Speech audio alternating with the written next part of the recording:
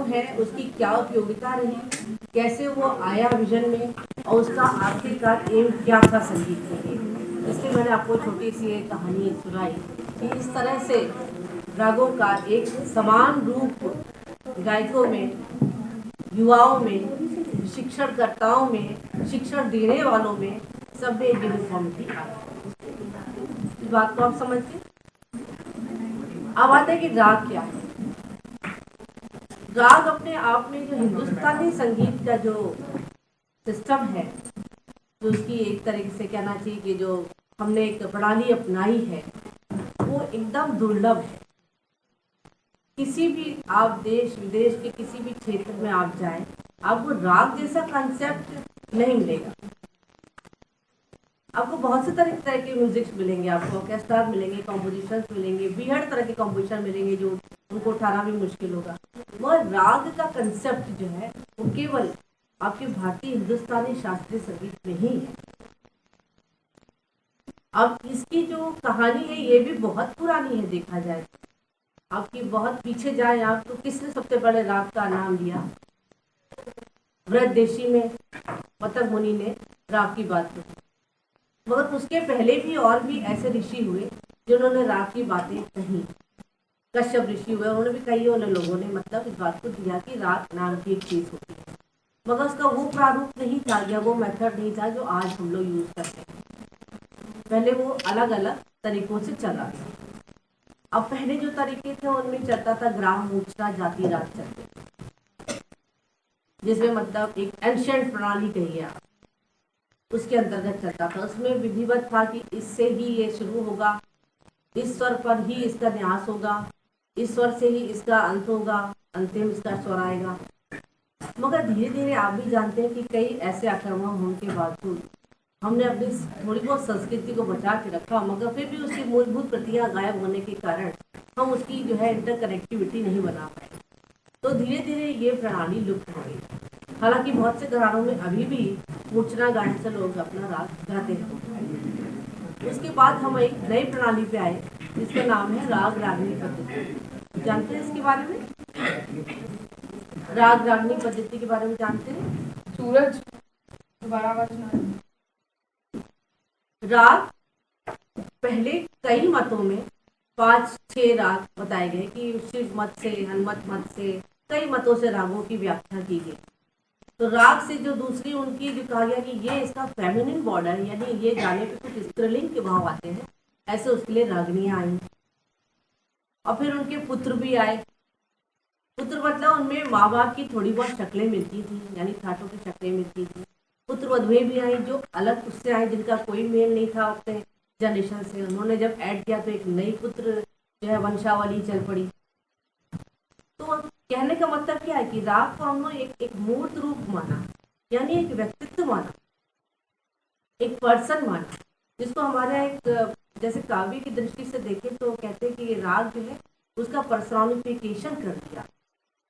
Personification समझते हैं मतलब उसको एक व्यक्ति का रूप दे दिया हमने, उसके हाव भाव, उसकी फीलिंग, उसका चाल चलन, किससे उसकी समता है, किससे उससे विषमता है, किससे उसके संकीर्ण भाव है। आप समझ रहे, जो आपकी संग होता है, आपके हर किसी के भाव अलग होते हैं, चाल प्रणाली भी अलग होती है, सोचने की क्रिया भी अलग होती है, दोस्त भी अलग होते हैं, दुश्मन भी अलग होते हैं, और जिनसे आप मेलजोल नहीं रखना चाहते वो भी अलग होते हैं। तो राग भी ऐसे ही होता है और उसका डेवलपमेंट भी ऐसे ही होता है। कैसे? जैसे एक शिशु का होता है, धीरे धीरे वो डेवलप करता है, तभी वो जाके एक मूर्त और एक मैच्योर्ड रूप ले पाता है। और इसीलिए देखिए कहा जाता है, आपने सुना होगा कि किसी एक राग को हम एक जन्म में भी नहीं गा सकते। ऐसा आपने उस्ताद सुना? उसका रीजन यही है कि हम एक बार में एक ही जन्म तो जी सकते हैं, हम कहाँ जी सकते थे सारे जन्म। तो एक राग कोई जान दे, एक साधे सब सधे, कहते एक कोई साध लो तो सब सज जाएगा। मगर उसके लिए क्या क्या चाहिए?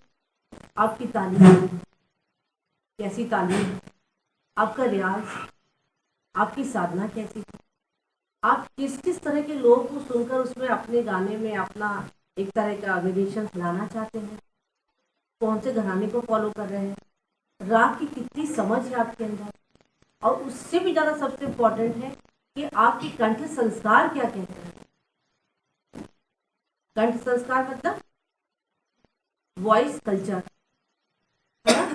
ज़्यादा कठिन तो नहीं बोल रहे हो, आसान बोल रहे हैं ना आपके लिए, समझ में आ रहा है ना।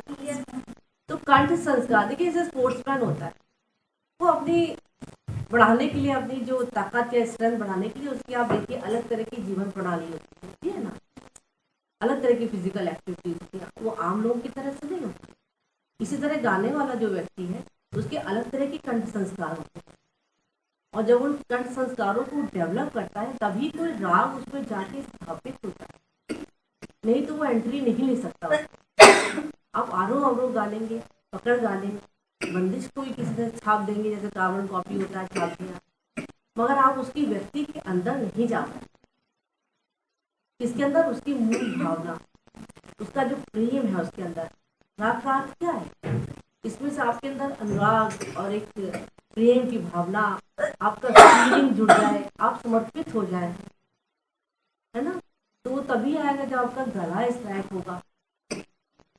तो कंठ संस्कार भी अपने लिए बहुत इम्पोर्टेंट योगदान है किसी भी राग को धारण करने का। और पहले तो राग को देवता का रूप दिया गया, उनकी पहले अर्चना की जाती थी, राग ध्यान किए जाते थे, उनको बुलाया, जैसे यज्ञ होता है ना तो हम लोग बुलाते हैं ना, सभी भगवानों को बुलाते हैं, ऐसे बुलाते हैं, ऐसे ही रागों का ध्यान करके उनको बुलाया जाता था।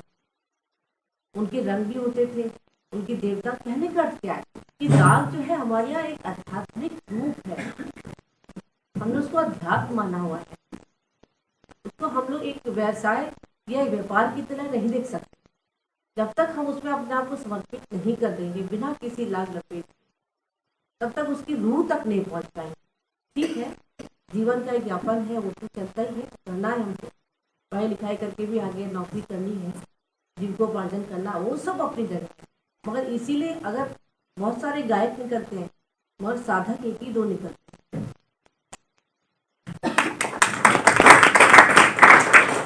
क्यों निकलते हैं? क्योंकि साधना एक निस्वार्थ प्रेम है किसी से, उसमें कोई तरह का आपके अंदर ये नहीं कि ये मुझे मिल जाए तभी हम करें।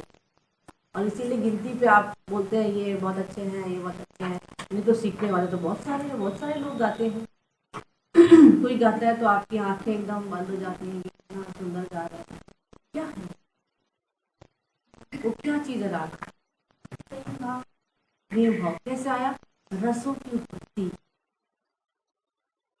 भरतनाट्य शास्त्र से आप चले तो वहां राग को रस की ही संज्ञा दी। क्यों? क्योंकि नाट्य में जब तक रस नहीं होगा तब तक अलग अलग अभिव्यंजना कैसे वहां उत्पन्न होगी, क्योंकि वहां तो सभी पात्र अलग अलग हैं, सभी पात्रों के योगदान भी अलग अलग है, सबके भावार्थ अलग है, सबकी पात्रता अलग है। तो वहां तो बहुत ही बड़ा काम है राग का।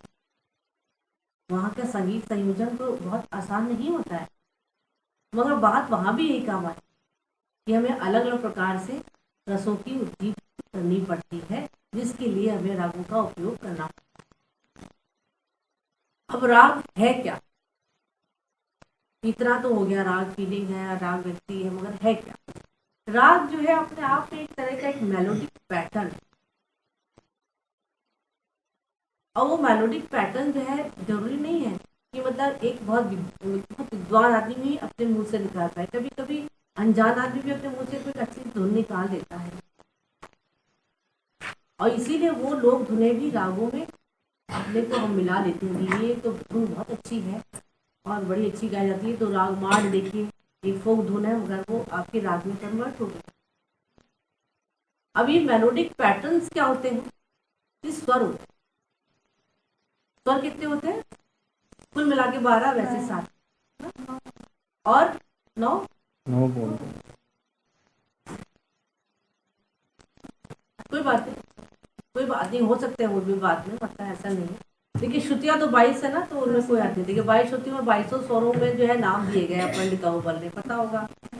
तो ऐसी कोई बात नहीं है, उसमें आप काकली निषाद मध्यम सब लगा दीजिए आप। यहाँ जो फाइन आर्ट्स के बच्चे बैठे हैं, सभी बच्चे इस चीज को बहुत ध्यान से सुने, ऐसा ना सोचे कि म्यूजिक का है तो हम क्यों सुन रहे हैं और क्या है। फर्स्ट ईयर में आपके सिलेबस में रस है, स्थाई भाव है, नाट्य शास्त्र, भरत मुनि और राग रानी सब पढ़ते हो, और बहुत सारी मिनिएचर पेंटिंग राग रागनी और रागमाला इन सारी चीजों पे बनी हुई है। उन चित्रों को भी समझने के लिए इन रसों का स्वादन करना बहुत आवश्यक है। इसलिए आप लोग बहुत ध्यान से गंभीरता सुनिएगा। मैं क्लास में पूछूंगी भी कि क्या सुना है और क्या सीखा है, और पीछे बैठ के कोई बात नहीं करेगा।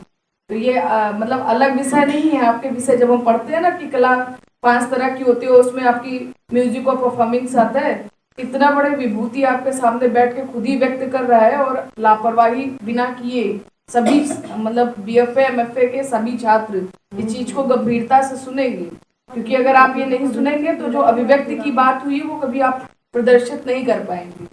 ठीक है, और मैं पूछूंगी इसलिए कॉपी पेन लेके बैठी, सोइएगा नहीं कोई बैठ के।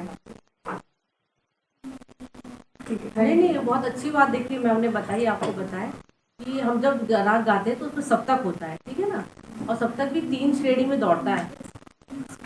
और जो आपके डायलॉग होते हैं ना, आप डायलॉग बोलते हैं, वो भी वहाँ पे भी यही सप्तक काम आता है। मैम एक्चुअली हम लोग का मिनिएचर पेंटिंग जो राजस्थानी वगैरह पढ़ते हैं ना, उसमें पूरी पूरी रागमाला पेंटेड की गई है, राग रागनी पेंटेड की गई है, और स्वरों के अनुसार उनमें चित्रण है। पर ये व्याख्या तब नहीं कर पाएंगे, स्वर समझेंगे ही। हाँ बिल्कुल, मैंने आपको बताया ना, हर स्वर की अपनी चित्रावली है, हर श्रुति की है, हर श्रुति का भाव रस है। आप अगर श्रुतियों के नाम पढ़ेंगे ना तो वो अलग अलग भाव रस में जुड़े हुए हैं। ये रौद्र है, ये कामना वाली है, ये सौम्य है, ये मालवी है, ये उसके भी मतलब अलग अलग भाव हैं पूरे पूरे सभी श्रुतियों के, 22 श्रुतियों के, उनको रसों में डिवाइड किया गया है। समझ रहे हैं आप? तो वो आप ऐसा नहीं है, ये विषय कोई अलग नहीं है, सब बहुत जुड़े हुए हैं। चित्रावली है, पेंटिंग्स है, अभिनय है, डायलॉग है, पात्रता है, नाटक है, ये जुड़ा हुआ संबंध है इससे। कोई भी जो अच्छा वक्ता है, वक्ता भी देखिए, अगर संगीत का वक्ता होगा ना तो उसके या संगीत की जानकारी का वो उसकी अलग तरह की बोलने की क्रिया होगी। क्यों? क्योंकि वो अपने भाव रस से एकदम निचोड़ करके उन शब्दों को बोल रहा होगा, इसलिए आपके दिल तक वो बात पहुंचती है। बात समझ रहे हैं? तो ये कोई अलग नहीं है सब्जेक्ट।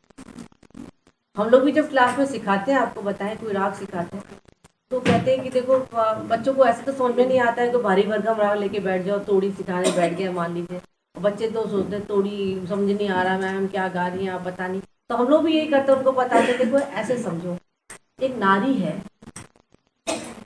वो पूरी सज श्रृंगार करके बैठी हुई थी, और उसको लगा था कि अभी थोड़ी देर में मतलब जो है मेरा सामना हो जाएगा, मगर धीरे धीरे धीरे धीरे रात बीतती चली गई और नहीं देख पाई। तो उस समय जो उसके जो भाव निकलने चाहिए, उसको कोई बहर नहीं है, कोई उसके अंदर वो भावना नहीं, वो फिर इंतजार करेगी, वो इंतजार छोड़ नहीं देगी, अब फिर अगली रात इंतजार करेगी, वो तोड़ी है। समझ रहे? जब गाते हैं तो हम लोग बताते हैं, मैं आपको ये भी दिखा के तब बताऊंगी किस तरह से होता है, मगर इसको आप पहले समझिए। जस्ट इमेजिन करिए कि आप इतनी सारी भावनाओं और इतनी सारी कामनाओं, कल्पनाओं को लेके बैठे थे, और अच्छे से बैठे थे, तो आपके अंदर ये नहीं पता था वो आएंगे या नहीं आएंगे, आप बस तैयार थे, आप बैठे थे। एक पैर बीता, दूसरा पैर बीता, चौथे पैर में उसने ये भी उतार दी है कि अब तो मुश्किल है, और 5वां 6ठा 8वां आया तो उसने कहा अब तो छोड़ो, अब तो आना ही नहीं है। तो एक जो वो कामना की नारी थी, जिसको ये भी था कि कल फिर आएगी और कल मैं फिर तैयार हूँ और फिर इंतजार। ये आपका संगीत है कि प्रतिदिन हमें जीना है, किसी भी जीने की अवस्था को हमें टाल नहीं देना है, हर दिन जीना है। तो संगीत का ये पक्ष भी है कि वो आपको बहुत सृजनात्मक करता है, आपके अंदर का जो डार्क मैटर है ना उसको हटा देता है, और अगर होता है तो उसको कहता है कि इसके साथ भी जीना सीख लो। कुछ चीजें हम नहीं हटा सकते अपने जीवन से, मगर अगर संगीत, आज मैंने फिर कहा कि जो सार्थक संगीत, जिसके अंदर वाकई संगीत के गुणों का निकास विकास हो रहा है, मैं उनकी बात करती हूँ, तो वो प्रश्न जीना सीख लेता है। तो क्यों अब इसको आगे बढ़ाएंगे तो और बड़ी बड़ी सर ने भी देखिए बताया कि हम इसको मेडिकेशन में भी ले जाते हैं।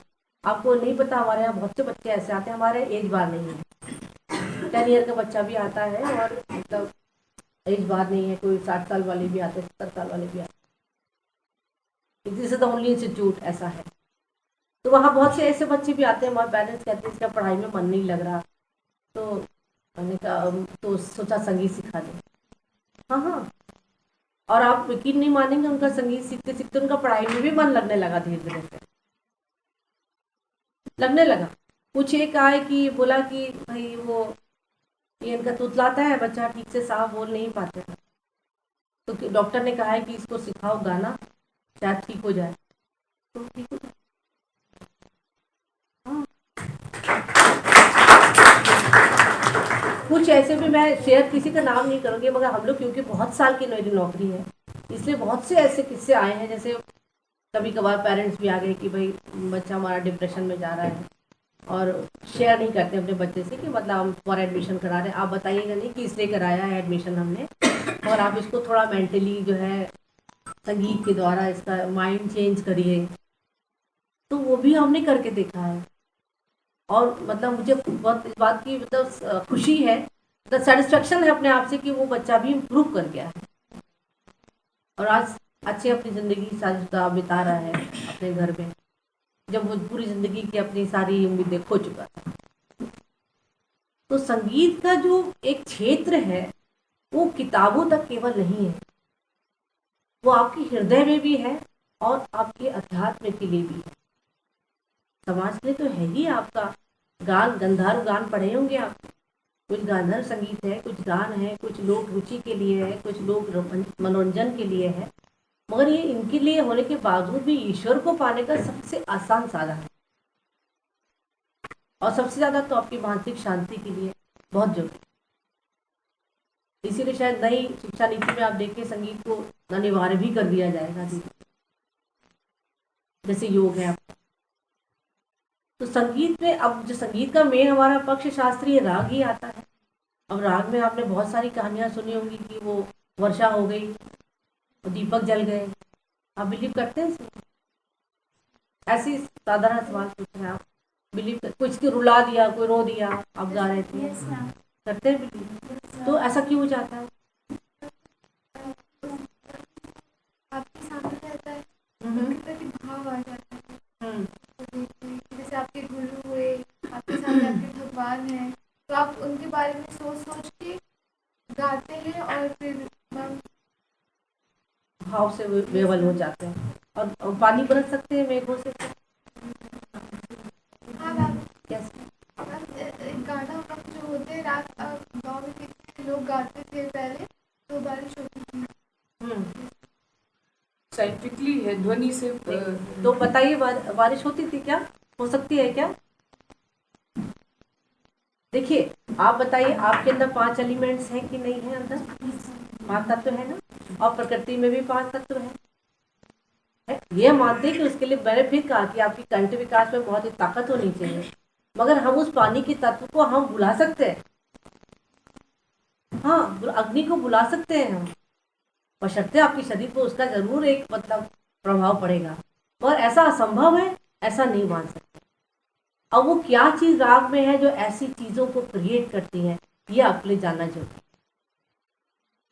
अब वो है कि राग की अलग अलग श्रृंखला है, कुछ संपूर्ण राग है, कुछ शाडव है जिनमें 600 होते, कुछ ऑर्डव है जिनमें 500 होते। तो कहा जाता है कि ऑर्डर जाति की रागों की जो स्थिति है, स्वर थोड़े दूर दूर होते हैं। जैसे वो पाली है सारे गा पा धा सा, अलग अलग है ना, देखिए। तो कहते हैं कि ऐसे रागों को गाने से क्या होता है कि आपकी जो मानसिक तंत्रावली है ना, वो एकदम क्रिएट हो जाती है, मतलब ब्लड सर्कुलेशन आपका बढ़ जाता है। आप गा के देखिए कभी, अगर सिखाओ वो पाली बढ़ जाएगी। अगर मान लीजिए आप बहुत किसी मतलब ऐसी अवस्था में है कि आपको लग रहा है कि मैं बहुत खुश नहीं हूँ आज, कुछ ऐसा गाना चाहती, सैड हूँ, तो क्या गाएंगे हम? मीड़ गाएंगे, मीड़ प्रधान राग। अब वो आप सब, मेरे को लगता है सबको पता होगा वो राग कौन सा है, मीड़ प्रधान राग बड़ा फेमस है, बताइए। सभी लोग गाते हैं, इतना फिल्मों में चलता है गाना वो। शिवरंजनी। हाँ शिवरंजनी भी है, दरबारी कान्हा भीड़ आती है ना उसमें, गा बदे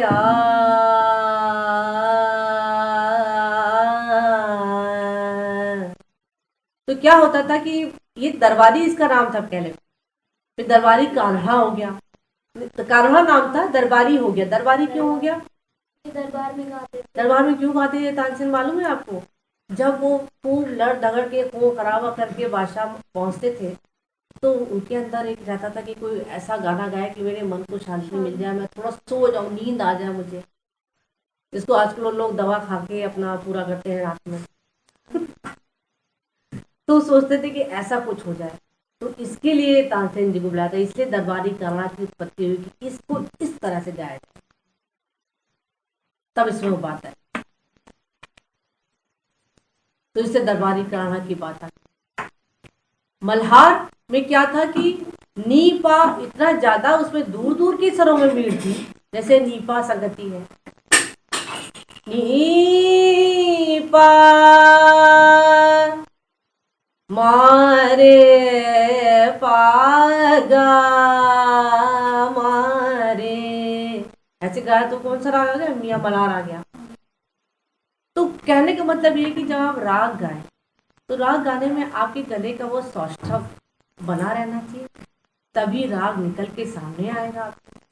और बहुत सारे वृंदावनी सारंग की भी बात है, जो दगवाली का वृंदावनी सारंग भी है। तो इस तरह के रागों को गाने से रसों की उत्पत्ति होती है, और जब रसों की उत्पत्ति होती है तभी आपका राग जाके आपके गले में बैठता है, आप किसी को इससे प्रभावित कर सकते हैं। अब मैं पूछती चलूँ, आपको समझ में आ रहा है मैं जो बोल रही हूँ? कुछ लोग को पीछे, आपको आ रहा है पीछे? आपको पीछे पीछे था आ रहा है ना समझ में? नहीं? अब क्या होता है कि जब कलाकार जब मंच पे बैठता है तो राग गाता है ना। अब वो कैसे शुरू करता है, उसके मन में क्या भाव चलते हैं, ऑडियंस से उसकी किस तरह की मतलब रैपट है, वो देखता है किस तरह का ऑडियंस है मेरे सामने, उसको होता है।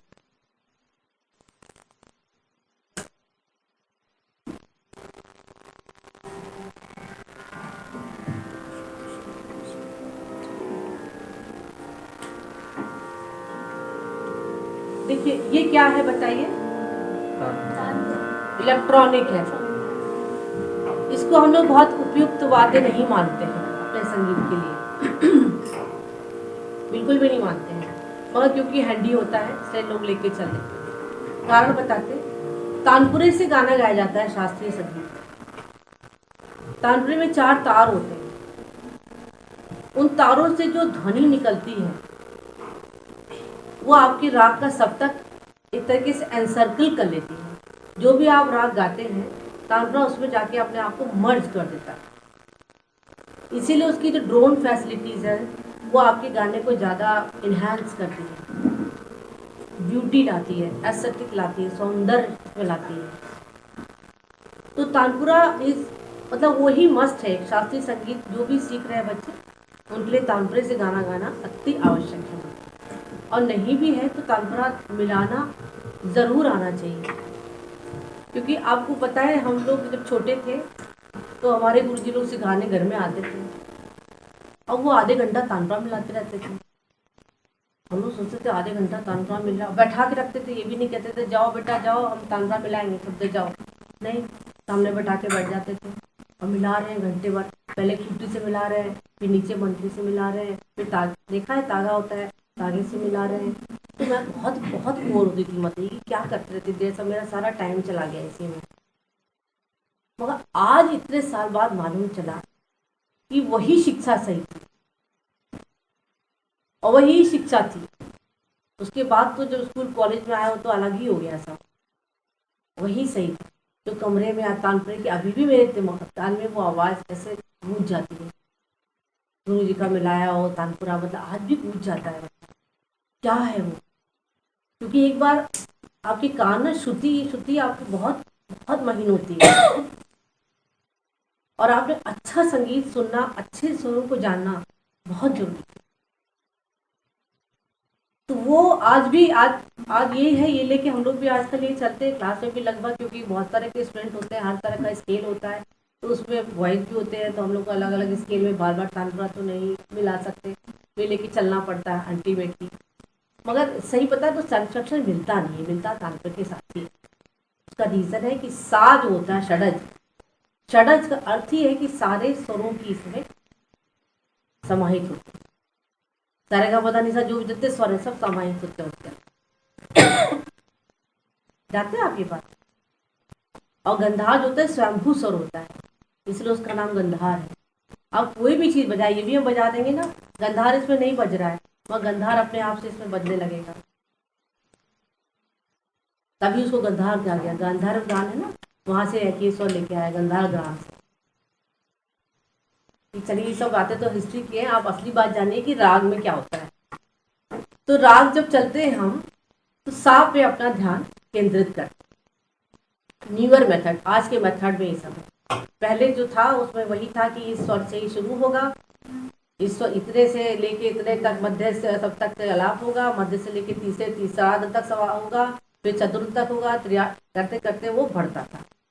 वो आज उसके बाद उसमें कई सारे थे कि यही वादी होगा, यही सवादी। आज हम लोगों ने कुछ चेंज कर दिया है लोगों ने, मतलब गाते गाते गाते, क्योंकि संगीत एक परिवर्तनशील कला है और सभी कलाएं परिवर्तनशील होती हैं, तो वो परिवर्तनशील को देखते हुए आज लोगों ने अपना काफ़ी कुछ एस्थेटिक इसका फॉर्म चेंज किया है। बहुत से लोगों ने और इंस्ट्रूमेंट की संग गाना शुरू कर दिया है राग को, गिटार भी है, आपका चैलो भी है, आपने देखा है, ये सब देखते हैं कि नहीं? उसके संग भी गाना शुरू कर दिया है ना, बांसुरी भी लेकर साथ में आ गया, ख्याल भी चल रहा है, बांसुरी भी चल रही है, ये भी चल रहा है, to make the public more and more appealing to the raga. Simplified thing is this, but ultimately raga needs nothing but only the singer और द प्लेयर जो प्ले कर रहा है, और उसको कुछ नहीं चाहिए, अगर उसमें इतनी क्षमता है कि उसको बिठा दे राग। तो अब राग को बिठाना कैसे है? सबसे पहले आपका राग का सा है,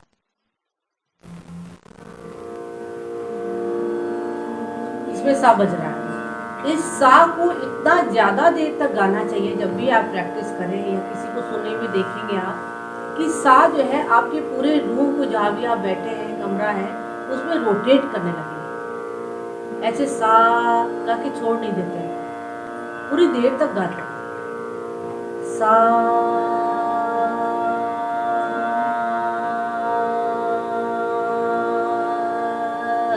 पूरा मतलब रोटेट होना चाहिए, आपके अंदर क्षमता होनी चाहिए आप उसको रोकने की। उसके लिए व्यायाम जरूरी है, उसके लिए व्यायाम जरूरी है। आपके अंदर ना अपनी सांस को रोकने की क्षमता होनी चाहिए। ये नहीं होगी तो कोई भी स्वर आप उठाएंगे ना, तो आप फिर उसको ठीक से एक्सप्रेस नहीं कर पाएंगे, क्योंकि सांस ही खत्म हो जाएगी। तो सांस को बनाना सबसे पहले याद रखिए, स्वस्थ रहना मतलब अनुलोम विलोम करना बहुत जरूरी है।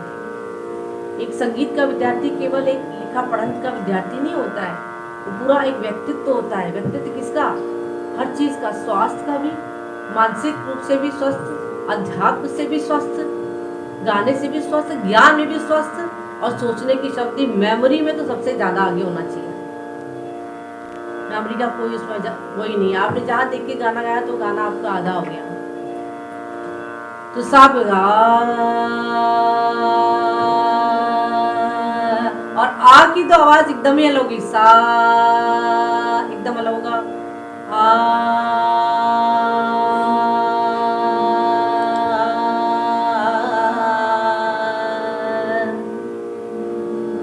अब हर सुर को खींचते हुए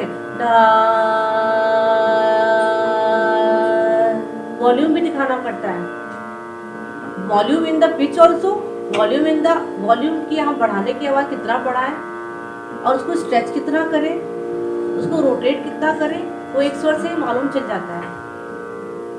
आपको पता है पहले कि हमारे जब बड़े बड़े हमारे टीचर लोग तो बोलते थे, देखो ऐसे मंच पे सा लगाएगा ना, मैं समझ जाऊंगा कौन सा राग गाने वाला है।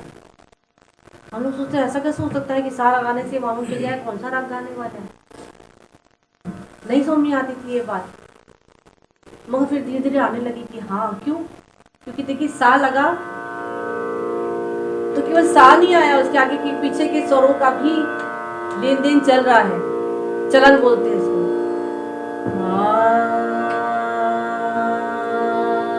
सा गाया तो इसमें पक्का कोमल नी नहीं है। तो इसका मतलब उस राग में तो कोमल नी नहीं है जो गाने वाला है। अब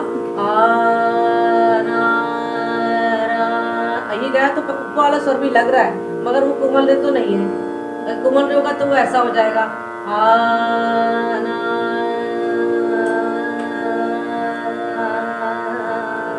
अब तो लया हाँ ये है तो हो गया ना, इधर पूर्वांग हो गया उधर उत्तरांग हो गया। वही नीता आ रहे थे तो हमारा उत्तरांगी तो था वो नीचे था ना। पधा निशा क्या होता है, पधा निशा ये उत्तरांगी तो होता है ना, और जब रे लगा दिया तो कोमल हो गया। अब आदमी बोलता है शाम का समय है तो पक्की बात है कि भरत तो नहीं गाएगा, है ना। और अगर वो सुबह की बात है तो पक्की बात है कि वो श्री तो नहीं गाएगा। तो लगा लेते थे उस टाइम तो कैच किए है ये राग पक्का ये वाला राग है। तो इसके लिए इतना ज्ञान भी होना चाहिए। धीरे धीरे अब राग का सा से निकास हुआ, सा से हम आगे बढ़े। अब बहुत सारे राग हैं जिनमें एक ही स्वर को इतनी प्रकार से गाया जाता है कि राग ही अलग हो जाता है। जैसे रे है, रे गाया ना मैंने, कोमल रे गा रहे तो हम गा रहे दा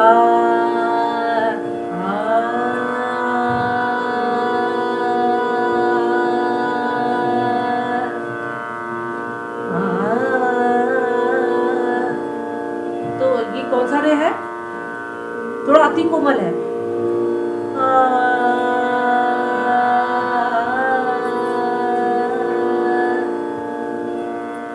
और सा यहाँ बजना चाहिए, सा इसमें सुनाई पड़ना चाहिए। तो ये भैरव हो गया। अब इस यही रे है, कोमली रे है, मगर हमने कह दिया ये रे अलग हो गया।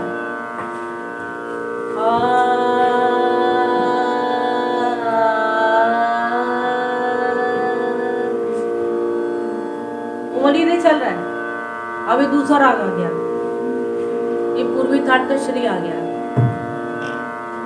अब पूर्वी थाट में ही और एक रे है और वो रे कहता है कि बहुत ध्यान से सुनिए आप ये बात, देखिए आपको बताएं।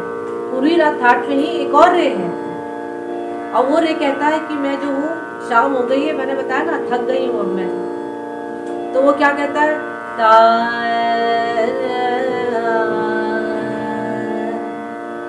पूर्वी आ गया अभी यहाँ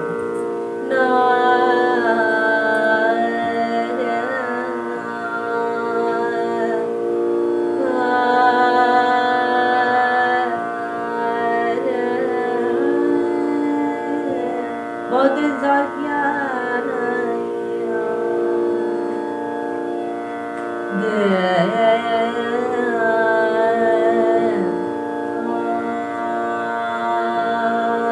फिर इंतजार करेंगे हम।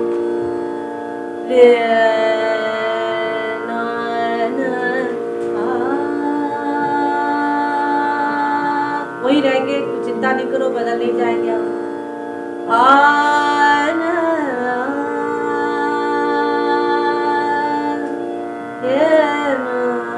तुम्हारी होके रहेंगे।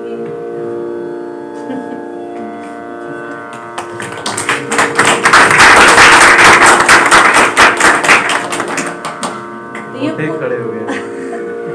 ये राम ने बताया ना, बहुत ही विचित्र चीज है, ये विचित्र है एकदम। और हम भी आपकी तरह थे तो हमें भी नहीं मालूम था, बहुत हम मतलब परेशान हो जाते थे कि एक ही चीज को क्यों बैठे रहते हैं लेके। ये मुझे नहीं आएगा हमसे ये रे, अपने के नहीं आया है, नहीं आया है, अभी फिर गाओ छुट्टी नहीं आई है अभी इसकी छुट्टी नहीं लगा, नहीं बोल परेशान हो जाते थे। और आज लगता है कि नहीं, वही सीखना सही सीखना था, नहीं आया था मगर कान में जा रहा था। और आज हमारे अंदर क्या नहीं रहा है, हमारे अंदर सब्र नहीं रहा है। हम सब्र खो चुके हैं, हम बहुत जल्दी जल्दी से हर चीज को पाना चाहते हैं, तो जल्दी पाते हैं इसलिए जल्दी वो विस्मृत भी हो जाती है, खत्म। तो एक तो ये थी। अब दूसरी आई कि मतलब हताश हो गई है कि रोज यही होगा नहीं हमारा किसी का। तो उसने क्या कहा, वही रे है, कोमल नहीं चल रहा है।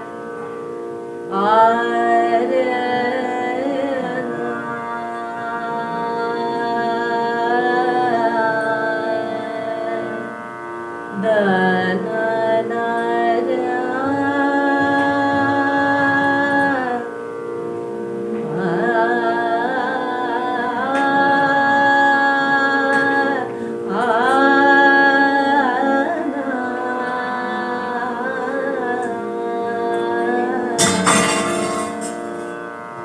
ठीक है, ठीक बजा, अच्छा सो दिया है। यही बजाया उसने।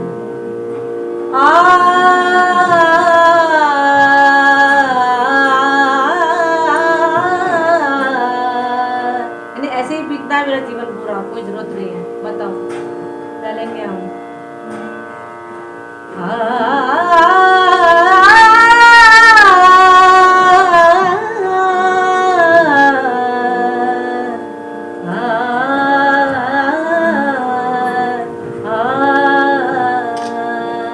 अल्लाह जाने, अल्लाह जाने, अल्लाह जाने। तोड़ी आ गया, तोड़ी कह रहा है सब जाना था, क्यों चलते हैं, तो ऐसे हम लोग क्लास में बताते तब बच्चों को समझ में आता है, अच्छा ये ऐसा भाव लाना है, ऐसा सुर ये लगाना है। और एक नारी है कहती कि अडिग है एकदम, जहां जहां जाओगे उधर उधर निकल के आऊंगी मैं। तो वो कहती दा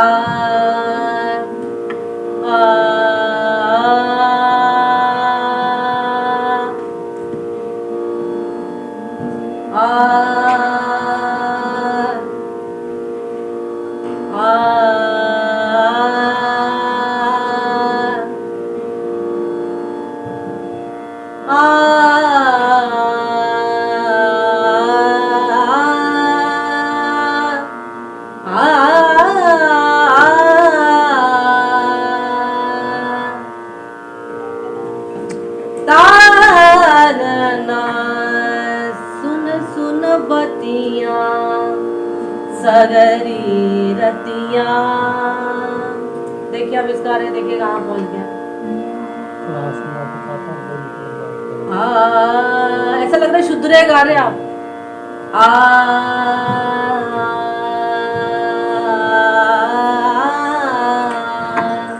है ना, सीखा है ना। सुन सुन बतिया सगरी रतिया। देखिए कहाँ पे नहीं बैठा है। उचट जिया मोरा डरा पावे, सुन सुन बतिया सगरी रतिया। तो राग का जो कंसेप्ट है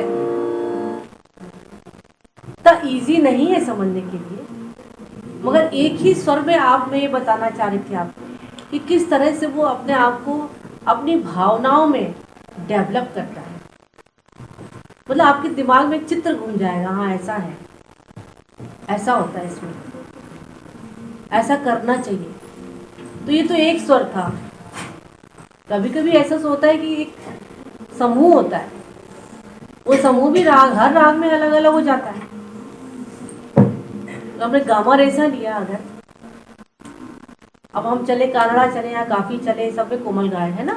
काफी में कोमल गा है, कानड़ा में कोमल गा है, और किस में है, मियां मलार में कोमल गा है, ठीक है ना, बाहर में कोमल गा है, और सब में गामा रेसा की प्रवृत्ति है। और वो गामा रेसा भी सब अलग अलग हो जाता है, सारे अलग हैं क्योंकि रसानुभूति अलग अलग है। उसका रस अलग है, किसका, दरबारी कहानी का। क्या चला उसमें,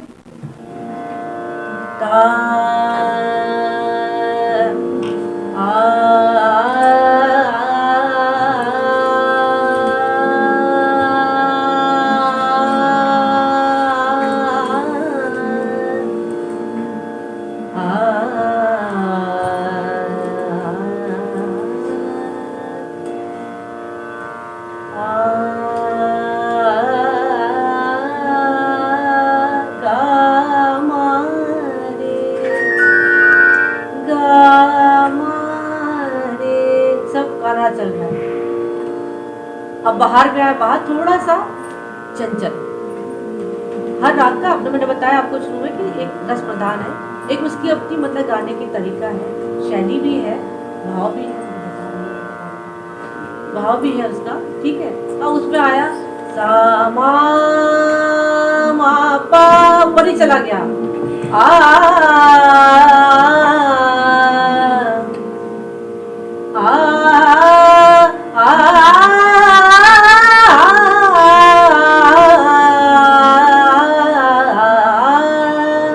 ये एकदम अलग चल रहा है। और भी एक राग है जिसमें कोमल का है और बिल्कुल अलग है, बताइए कौन सा राग है वो? मालकोंस है, बिल्कुल अलग। इसीलिए उस राग को जो ना हम लोग जैसे 10 थाट में रखने के लिए नहीं बोलते, बोलते कौन सा अंक का राग है, ये कौन सा है। तो अब अभी come to the next point है कि हमने राग रागनी पद्धति से हमने आपको छोड़ा था, अब लेके आते हैं आपको कि एक और पद्धति थी, इसका नाम था रागांग पद्धति। रागों की निष्कासन में एक और प्रकृति का रंग समझ लिए, हर किसी का एक अंग मतलब बना दिया कि ये रंग इसमें किसी में आएगा तो ये वो राग बन जाएगा।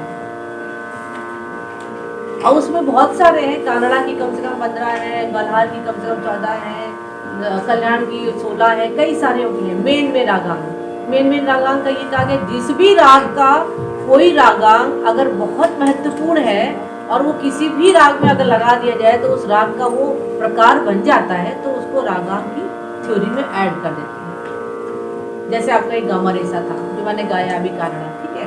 तो अब इस कारणा की प्रवृत्ति को हम किसी भी राग में ऐड करें, मगर गाए इस तरह से जैसे मैंने गाया, तो कह देंगे ये कारणे का प्रकार है।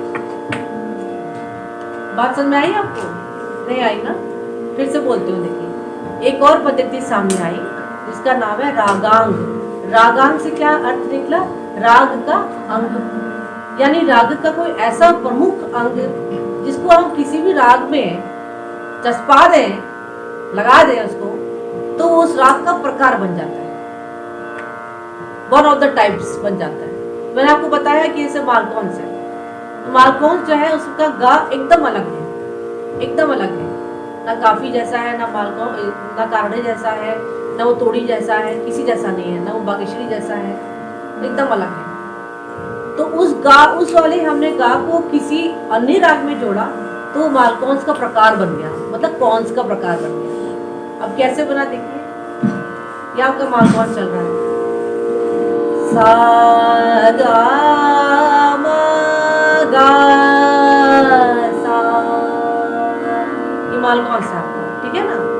गा ऐसा गा रहा है, गा सा से लेके जा रहा है, आ मा गा, दूसरा वाले गा को सा से लिया है। अब ये हम पैटर्न किसी और आसपास के, ऐसा नहीं किसी भी हम राग में हम सोचेंगे कौन से राग में पैच करें इसको हम, कि इससे मिल जाएगा, तो हम पैच करेंगे। हम कहेंगे ये इसमें देखो मालकोंस अंग आ गया, अतः ये कौन सी प्रकृति का राग है, इसकी प्रकृति कौन सा। तो एक राग आया आपके लिए आसान सा, लेके चलते हैं।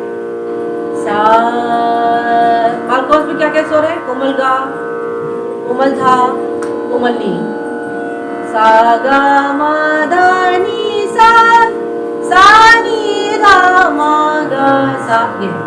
और कौन क्या है? गा मा गा। अब कुछ यही राग गा रहे हैं हम, मगर उसमें हमने नी जो है शुद्ध लगा दिया,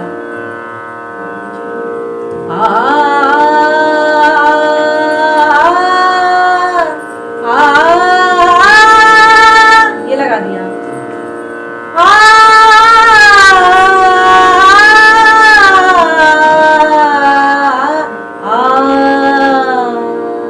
तो ये हो गया चंद्र कौंस, यानी ये भी कौंस का ही प्रकार है। ऐसे बहुत सारे, मधु कौंस, जो कौंस,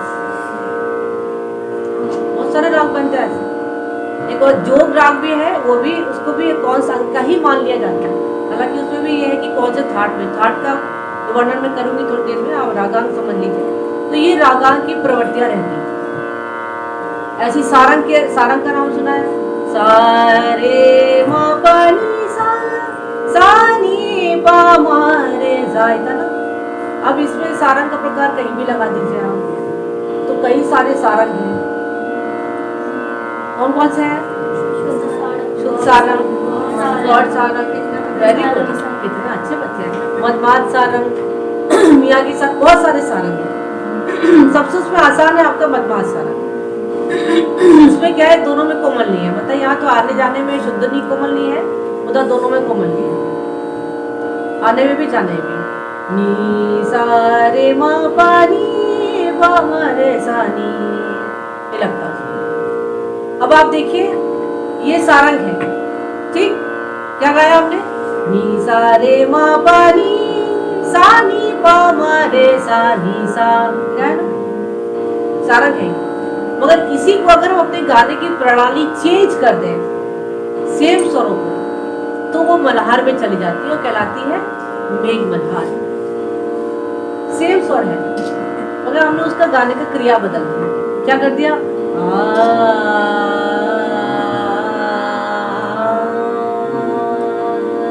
यानी उसको भीड़ प्रदान कर दिया, तो मल्हार चले गए। तो क्या अर्थ हुआ, मतलब कि रागांग की प्रवृत्ति से रागों में इस तरह के परिवर्तन होते चले जाते हैं, और कईयों में होते हैं, कल्याण में भी होते हैं। एक सा पैटर्न होता है मगर उसमें थोड़ी सी अलग करके ये भी कल्याण का प्रकार है। क्यों? कल्याण का पार्ट जोड़ दिया। क्या जोड़ दिया? रागांग जोड़ दिया।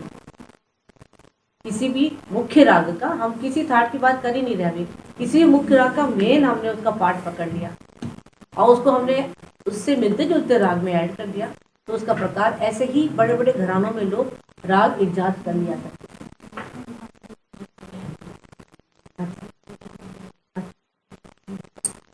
तो उस हिसाब से वो इजाद कर लिया करते थे। इसीलिए उन लोग के अंदर, क्योंकि गाते इतना, तो उनको कैपेसिटी मालूम चल जाती थी कि अच्छा ये रवारी गाना ऐसा है, ऐसा करते कि काफी में मिला दे तो चलो काफी गाना हो जाएगा। तो इस तरह से वो नई नई मतलब अपनी इजाद किया करते थे। चलो ऐसा करते बागेश्वरी गा रहे हैं, ऐसा करते बागेश्वरी का गा जब मागा रेसा ना करके हम गामा रेसा करते हैं, जैसे दवाई कारणा करते हैं, बागेश्वरी कारणा गा लेते हैं। तो लोग सोचते थे उस्ताद जी इतना वेड़ा राग गा रहे हैं, बताओ सुना ही नहीं हमने आज तक, और उनको तो दोनों राग पता है। तो इसलिए यहाँ पे काम क्या आता है, आपकी जो अपनी पृष्ठभूमि है, basic knowledge of the ragas, and then we come forward to the Bhatkhande theory, जो कि इसीलिए प्रतिपादित की गई कि बच्चा जो है वो मिनिमम से अपने को स्टार्ट करके ही इतना दूर जा सकता है। दैट वाज थर्ड राग पद्धति। तो थर्ड ट्रैक पद्धति उन्होंने जब, हालांकि थाटों को अगर आप मैथमेटिकली जोड़ेंगे तो बहुत सारे थाट हैं, है ना, पंडित वेंकट मुखी ने बताया है ना 72 थाट, ठीक है। मगर अब आमतौर पर 72 थाटों का ऐसे तो कोई इतना गाना गाता नहीं कि इतने सारे थाटों पे कमांड कर लिया, एक राग गाना मुश्किल हो रहा है। तो ऐसे में उन्होंने साउथ में उन्होंने अपनी अलग गिनती ली है, हम लोगों ने 10 थाट लिए। 10 थाटों में जितने राग हमारे विभाजित हो सकते हैं वो होते हैं, और उसमें आपका मेन आता है कल्याण, और उधर आता है आपका बिलावल। ठीक है, इतना तो पता है। कौन कौन से थाट है? कल्याण बोलते जाइए। कल्याण, भैरव, बिलावल, भैरव, खमाल, काफी, तोड़ी, आसावरी, मारवा, पूर्वी और भैरवी आते हैं। ठीक है ना, इतने आपके 10 थाट आते हैं। इसी में ही लगभग कोशिश की जाती है कि हम रागों को समायोजित कर दें। मगर फिर भी मैंने बताया आपको बहुत से राग ऐसे फंस जाते हैं जो इन थाटों में नहीं आ पाते। तो बात करने की क्या भी कहना है कि आप इसको किसी भी रागांग के तहत मानकर रागांग मान लीजिए, इसको अलग मान लीजिए। और जैसे मैंने आपको बताया ना कि ये दो आपको मदमाद सारंग और ये बताया, ऐसे बहुत सारे राग हैं। कौन कौन से राग है? देखिए भोपाली है, देशकार है आपका, दोनों सेम है। और वहाँ क्या अलग हो गया? चलन भी तो हो ही गया, मगर राग के 2 पार्ट होते हैं, पूर्वांग और उत्तरांग। पूर्वांग उत्तरांग से भी राग अलग अलग हो जाते हैं, और उससे उनका समय भी अलग हो जाता है। पूर्वांग में है तो ऑब्वियसली वो शाम के समय ही मतलब रहेगा, उत्तरांग है तो पक्की बात है कि वो दिन के रागों में ही गिना जाएगा। शुद्ध मध्यम है तो आमतौर पे वो आपको दिन के ही रहेंगे, तीन मध्यम है तो शाम की। क्यों बनाया गया ऐसा, पता है आपको? ऐसा क्यों किया गया? टाइम थ्योरी को क्यों अप्लाई किया हम लोगों ने? टाइम थ्योरी जानते हैं? बताइए टाइम थ्योरी का क्या, उसके पीछे की क्या सिद्धांत है? टाइम थ्योरी है, उस समय हमारे गले की जो पोजीशन होती है उसी टाइप से होती है। किस लिए टाइम थ्योरी रखा गया है? क्योंकि जब जब हम गाते हैं, इसलिए उस समय जैसे दिन का जो राग है उसमें जो स्वर लगते हैं उस समय हमारे गले की जो पोजीशन होती है उसी टाइप में होती है और हम अच्छे से गा सकते हैं उस राग। हाँ ये भी है, मगर उसका जुड़ाव प्रकृति से भी है। प्रकृति से भी है, प्रकृति जिस तरह चलती है, जैसे उसका समय अनुसार उसका परिवर्तन हम देखते हैं, ऐसे ही हम रागों का चयन करते हैं। हालांकि ये कोई एक सिद्धांत ऐसा नहीं सब मानते हो, मगर हमारे बहुत सारे संगीतज्ञों ने इसको माना है कि राग अगर समय अनुसार गाया जाए तो उसमें ज़्यादा प्रभाव उत्पन्न होता है और गायक को गाने में भी आसानी होती है, और गायक अपनी फुलर कैपेसिटी में he can apply his own emotions and he can make in contact the emotions of the audience also. तो इसलिए ऐसा, क्योंकि बड़े बड़े उस्तादों ने कहा है, पंडित रविशंकर ने भी कहा है, पंडित निखिल मुखर्जी ने भी कहा है कि आप किताबों में पढ़ के देखिए कि इसको माना है कि टाइम थ्योरी अगर हमारे पास रहती है तो हम रागों को ज़्यादा से एक्सप्रेस कर सकते हैं, आसानी से माना है। तो हम चल रहे थे कि आवाज देशकार और उपाली। अब देशकार आप देखिए कहाँ पे है इसका, वहाँ बैठा है धा पे बैठा है वो, जबकि सेम है उपाली जैसा एकदम बिल्कुल। और भी है, कालिंगड़ा है, भैरव है, और एक और राग है धनाश्री भीम पलासी है, केवल उसका इतनी पास मध्यम उसका वादी समाधि है तब भी वो एक सा हो गया देखिए, और उससे उसका चलन भी अलग हो गया। मध्यम की जो मैंने आपको बताया कि हर स्वर के भाव होते हैं, सा का अपना भाव है, रे का अपना भाव है, गा का अपना, माँ का भी अपना है। माँ थोड़ा सा जो है गंभीर प्रकृति का है, तो सौम्यता है, सिर रेटी है और सीरियस है थोड़ा। और पंचम से जो आधारित राग होते हैं वो थोड़े से चंचल हो जाते हैं कि नहीं आते, होते हैं या नहीं, लगता है आपको? नहीं लगता? देखिए ऐसे लगेगा ता, ये राग है जिसे मध्यम दिखाएंगे।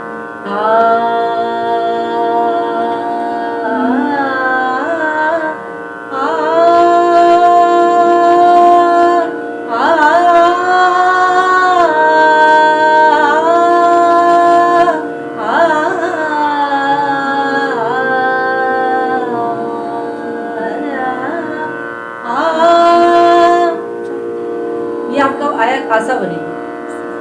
अब वो क्या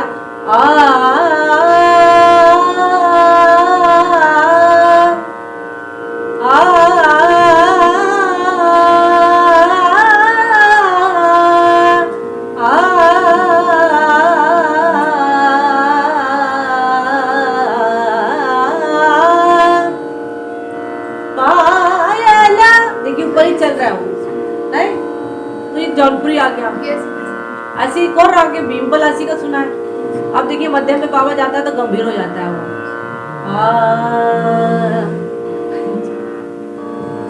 तानी समा मागा मागा रे सारे नी समा, ये आपके भीम पलासी चल रहा है। और एकदम ऐसी एकदम चिपका हुआ राग इससे है, उसको धनाश्री कहते हैं, और वो कुछ नहीं है, केवल पंचम उस वादी बनाते हैं। नीसा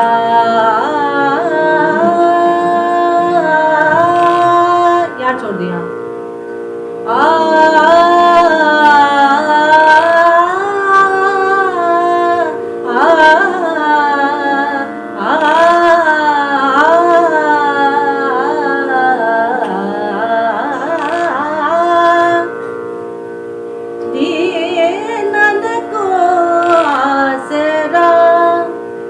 कहने का मतलब क्या है कि राग के जब हम नियम बनाते हैं तो नियमों में हमारी बहुत सी चीज़ें ऐसी होती हैं जिसके अंतर्गत हम राग को डेवलप भी करते हैं, राग को हम व्यक्त भी करते हैं। हमारी सारी जो व्यवस्था उसमें चलती, स्वस्थान नियम की चलती है, किसकी रह के हम एक एक स्वर लेके आलाप जारी करते हैं, आलापती करते हैं, उसको बढ़ते, तो उसकी 100% नियम है। शास्त्र ओक्त है, मतलब शास्त्र के बिना वो बिल्कुल भी नहीं है राग, और अपने आप में वो समर्थ है। उसमें कतई ज़रूरत नहीं कि आप बहुत ज़्यादा उसमें फैंटेसीज दिखाएं, बहुत ज़्यादा गले का काम दिखाएं, कोई इसमें ज़रूरत नहीं है। आप राग दिखाएं, राग क्या कह रहा है, खटका मुर्गी गमक, ये सब उसके एक तरीके से ऑर्नामेंटेशंस हैं। जो ज़रूरी है तो बहुत अच्छे हैं, और अगर ज़रूरी नहीं है तो वो क्या आपकी राग की हानि करते हैं। जरूरी है तो बहुत अच्छी बात है कि हाँ इस राग में रे का सा का कड़ लग रहा है, लगाओ, ठीक है, अच्छी बात है, आपके अगर तालीम में दिया गया ऐसा। मगर आप वो चीज़ हर किसी राग की यूज करेंगे तो उस राग की 100% उसका अपनी जगह से हट जाए। तो राग अपने नियमों में चलता है, चाहे उसका वादी हो, संवादी हो, चाहे षाढ़त्व हो, औडत्व हो, संपूर्ण हो, उत्तरांगवादी हो, पूर्वांगवादी हो, समयानुसार हो, ठीक है ना। इस और किस थाट का है, उस थाट की छाया होनी चाहिए। मिश्र प्रधान राग है तो मिश्र रागों की एक अलग व्याख्या है कि उनकी जोड़ सही दिशा में बैठनी चाहिए। बहुत से मिश्र राग भी होते हैं, हम लोग कभी और कभी चर्चा करेंगे मिश्र राग की। मगर आप इतना शुद्ध राग समझिए कि सबसे पहले आप शुद्ध राग सीखिए और घर में खूब गाइए। क्या गाइए? यमन और बिलावल ही गाइए बैठ। जब गला आपकी उस्ताद के सामने, टीचर के सामने तंदुरुस्त हो जाए, अच्छे से विकसित हो जाए, तब भैरव का रे गाकर सुना के उनको 100 बार, 200, 1000 बार सुनाइए, ऐसा है, तभी आगे बढ़िए उसमें। नहीं तो क्या होगा ना, अंततः कहीं ना कहीं फ्लॉप अप हो जाते हैं। आपके अब कोई सवाल हो तो बताइए राग से संबंधित। किसी को कुछ पूछना हो तो पूछ लीजिए।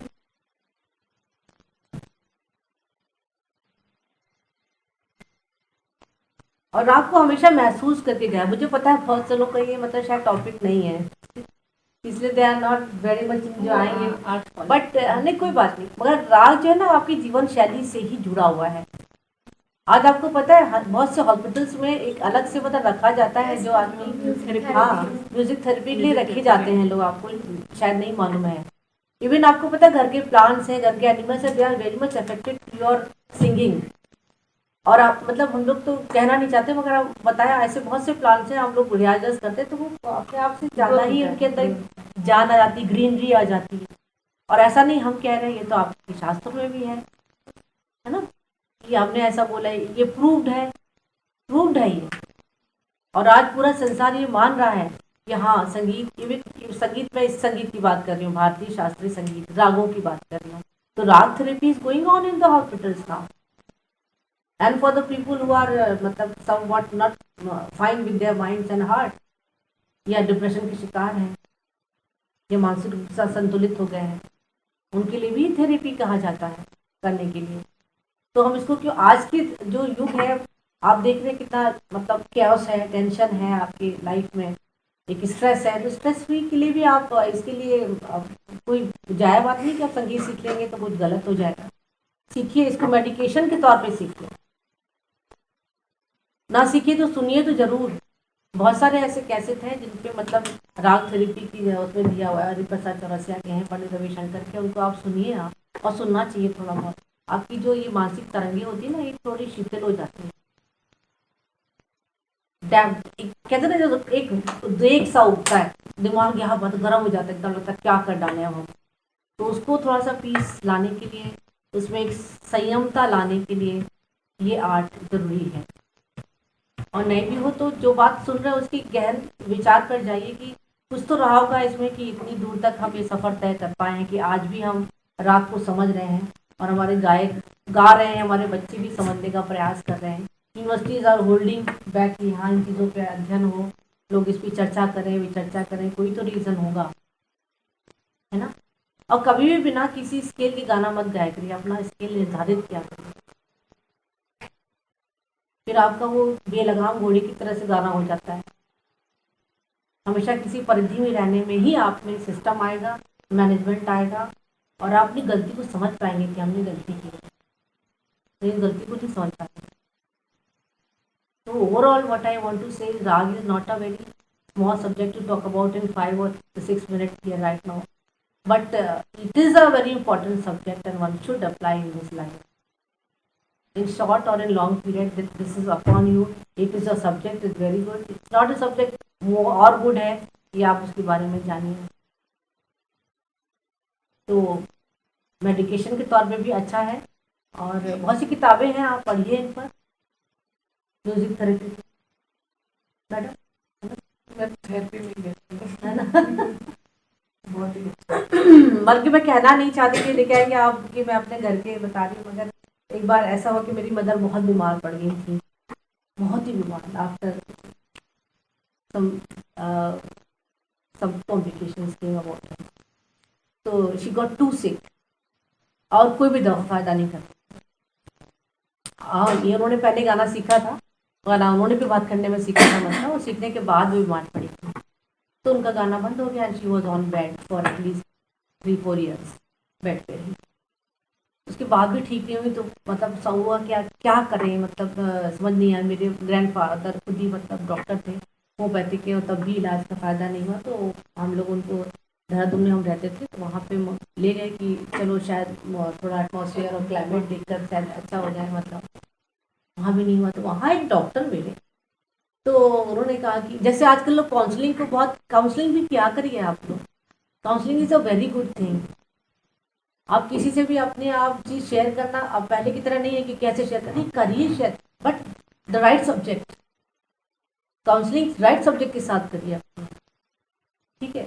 तो उन्होंने बहुत उनकी काउंसलिंग की, बहुत काउंसलिंग की। अच्छा मैं छोटी थी, मैं 7-8 साल की थी, तो उन्होंने कहा कि देखिए अब तो आपका तो जीवन खत्म हो गया है अम्मा जी, जैसा भी है जो भी है इतना ही है, अब ऐसा करिए अपनी बेटी को गाना सिखाइए, और वो गाना गाएगी ना तो आप ठीक हो जाएंगे। हाँ, and this was the reason कि आई स्टार्टेड माई म्यूजिक। अब ना म्यूजिक मेरा कहने लेने कोई विचार नहीं था, पढ़ाई ही थी। तो उनका आप इसको सिखाइए, तो कहले इसके सीखने से आप इमेजिन नहीं करेंगे, दिस इज ट्रू फैक्ट है ये, कि उन्होंने वहाँ से आते ही मतलब उनको सिखाया।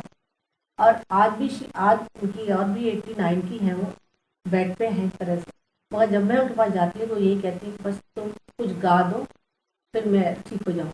तो पता है मुझे मैं सिहर जाती हूँ, मतलब कि ऐसा कैसे हो सकता है, और वो ठीक हो गई। उसके बाद वो उन्होंने काफ़ी मतलब जीना आज जी रही है, मतलब और अच्छा किया उसका, उन्होंने काफ़ी साल एक स्कूल में पढ़ाया भी, सब कुछ किया। मतलब उनको ये लगता था कि मैं कर रही हूँ, मैं कर रही हूँ, मतलब उनको लगा मैं कर रही हूँ, जैसे वो थेरेपी उनके लिए ही काम की। उनके लिए काम आए। बहुत अब यकीन नहीं, दिस इज नॉट मतलब ट्रू स्टोरी है ये। अब कभी आएंगे तो उनको मिलवा भी देंगे आपको अपने मदद। और आज भी उनका यही ट्रेंड है कि अगर मैं गाऊंगी तो कभी नहीं कहती है बहुत अच्छा गा, पंचम बेसुरा हो गया तुम्हारा और मध्यम बेसुरा हो गया, हमको बड़ा वो लगने लगता है कि जब देखो अरे नहीं नहीं ये सब वो बड़े बड़े राग मत सुनाओ, वो सुनाओ राग यमन सुनाओ। गजल गाऊंगी तो मतलब एक शेर सुन लो मम्मी जरा, थोड़ा देखो कितना अच्छा शेर है, अरे शेर वेर कुछ नहीं, राग सुनो।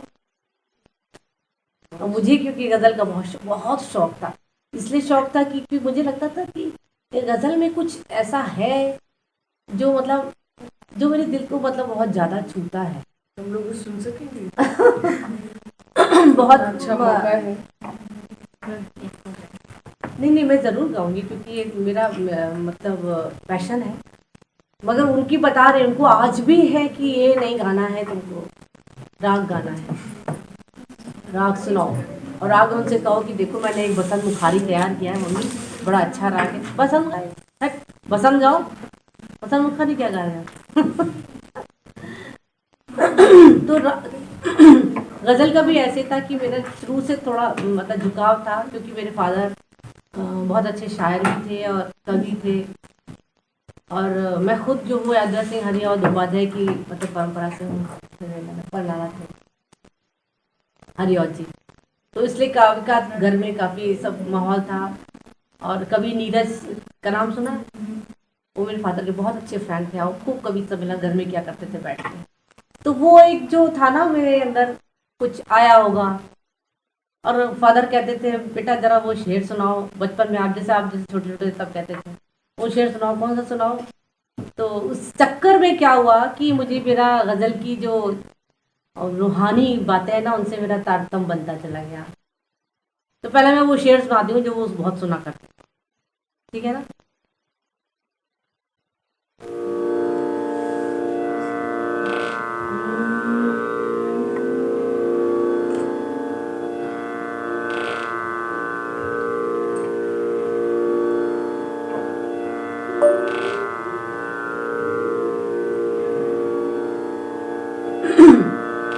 खातिर से या लिहाज से मैं मान तो गया, खातिर से या लिहाज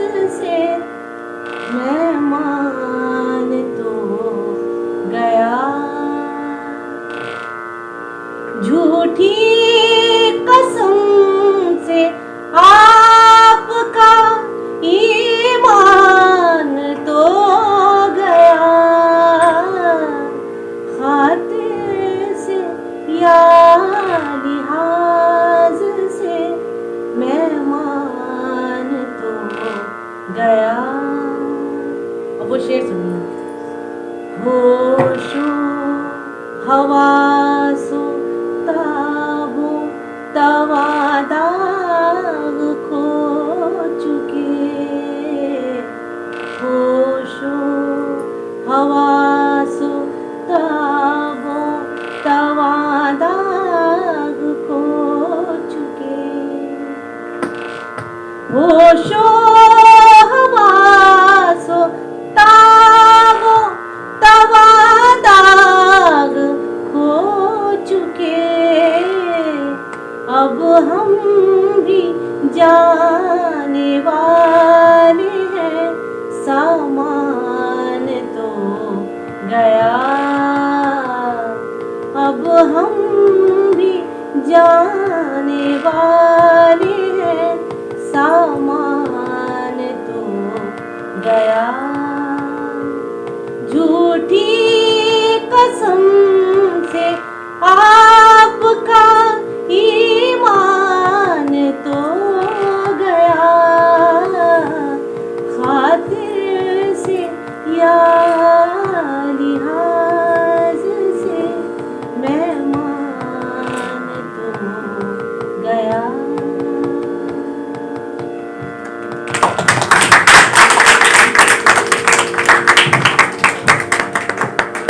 तो ये वो शेर था जिसकी वजह से मैंने गज़ल की दुनिया में कदम रखा। और ये दुनिया भी अजीब है, मतलब शेरों की। और इसीलिए रखा क्योंकि इसमें बहुत पैथोस है और जो मेरे को बाद में अपने राग में लाने में बहुत आसानी हुई। बात समझ रहे हैं? उस पैथोस को जो इथोस होता है ना, जो उसकी जो एक सिल्वर लाइन होती है, एक तो आदमी बॉडी दिखता है, एक उसकी अंदर की लाइन होती है जो दिखती नहीं है, जो महसूस की जाती है। तो वो इसको करने से ये थोड़ा मुझे फ़ायदा हुआ। अब आपको कौन सी चीज़ क्लिक कर सकती है लाइफ में, आप देखिए, क्योंकि वो चीज़ पाने के लिए तो बहुत जतन करना पड़ेगा। और कभी कभी कोई चीज़ आसान सी आप देखते हैं ना, अगर आप वो हिट कर जाए आपको ना, तो कहते हैं ना कभी कभी कोई एक बात बहुत लग जाती है दिल में। तो ढूंढिए आप, just have a search by learning your ragas. Of course basic is first of all, basic सबसे प्रथम है, गले का विकास सबसे प्रथम है और तालीम उससे भी प्रथम है। आपका उसमें concentration on the first rank है। That's all. Thank you. Ma'am हाँ। एक और और देखिए राग कोई नहीं सुन रहा है, गजल सुन। नहीं, राग सुनने में टाइम लगेगा ज़्यादा, 1 घंटा चाहिए। नहीं नहीं ठीक है ठीक है।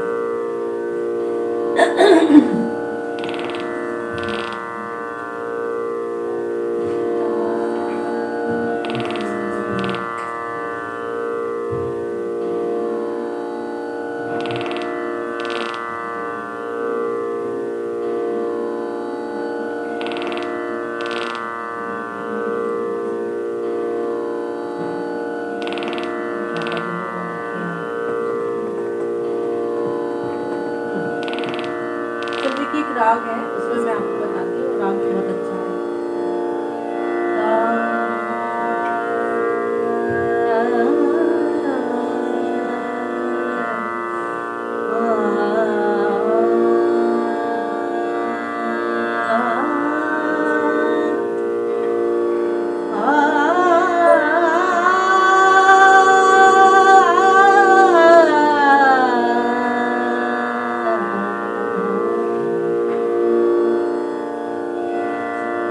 रोया करेंगे आप भी पहरों इसी तरह, रोया करेंगे आप भी पहरों इसी तरह। अटका कहीं जो आपका, अटका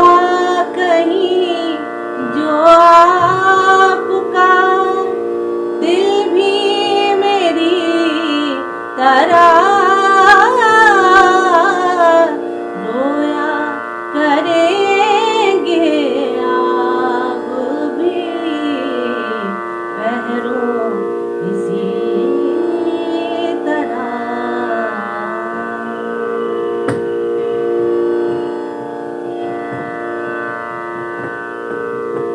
ना जाए वहाँ बने हैं ना बिन जाए चैन है,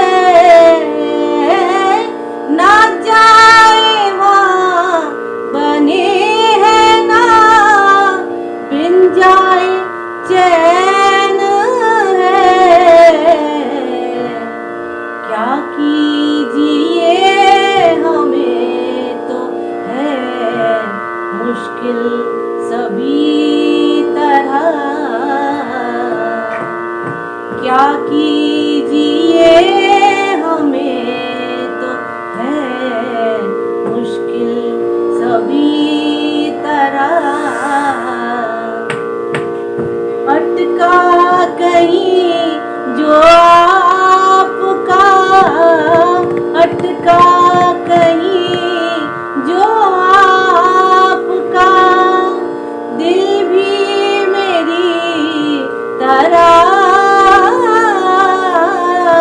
रोया करेंगे आप भी पैरों इसी तरह।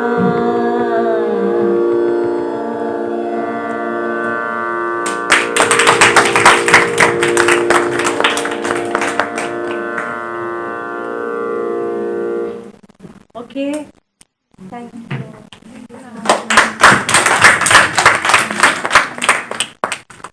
अगर आपके हुनर में है दम तो आपकी प्रतिभा को जन जन तक पहुंचाएंगे हम। गायन, वादन, नृत्य, अभिनय, कविता या अन्य किसी भी विधा में है आपकी रुझान तो आप भी देश विदेश में बना सकते हैं अपनी एक अलग पहचान। अगर आप चैनल पर पहली बार आए तो सब्सक्राइब करना बिल्कुल ना भूलें।